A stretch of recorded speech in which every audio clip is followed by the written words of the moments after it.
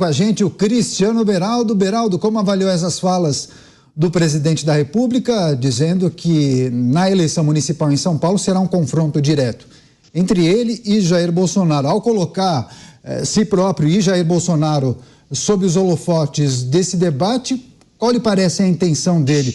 Antecipar alguma coisa ou ele entende que tem um eleitorado progressista na capital paulista que talvez acabe enveredando para o lado de Boulos, Lula e companhia?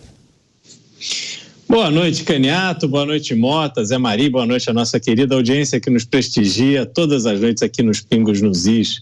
Olha, a gente pode falar o que quisermos sobre Luiz Inácio Lula da Silva, mas a gente não pode dizer que ele carece de inteligência política e eleitoral. Afinal de contas, é aquele que conseguiu não só se eleger 3 vezes presidente da República, mas elegeu e reelegeu a sua sucessora, que não tinha absolutamente nenhuma intimidade com as urnas. Então, Lula é uma pessoa inteligente, experiente e inteligente do ponto de vista político e eleitoral.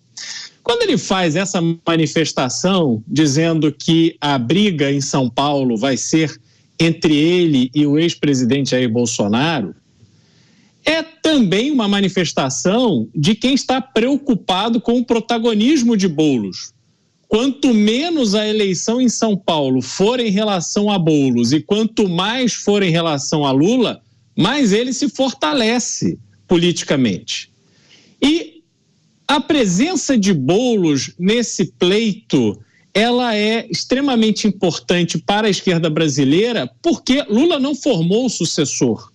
A gente precisa lembrar que, ao precisar indicar um candidato que concorreria com seu apoio em 2018, Lula escolheu Fernando Haddad, que não goza de apoio unânime, nem dentro do PT, nem na esquerda, e foi colocado ali goela abaixo por Lula, que é ainda a cola super bonder que mantém a esquerda brasileira minimamente grudada. Então, quando Boulos se torna um personagem de si só, e foi isso que aconteceu, Boulos é um personagem dele próprio. Ele não precisou do Lula para se tornar quem ele é.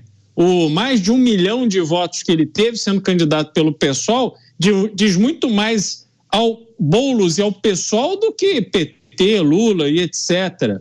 Então, o grande risco que se enxerga em Guilherme Boulos é ele criar asas. É ele se tornar uma figura tão importante quanto Lula, porque Boulos desfruta da expectativa do tempo, coisa que Lula, à beira dos 80 anos, não desfruta mais. Então, tudo que Lula quer é transformar essa eleição de São Paulo numa disputa entre ele e Jair Bolsonaro e assim se manter no protagonismo dentro da principal cidade do país.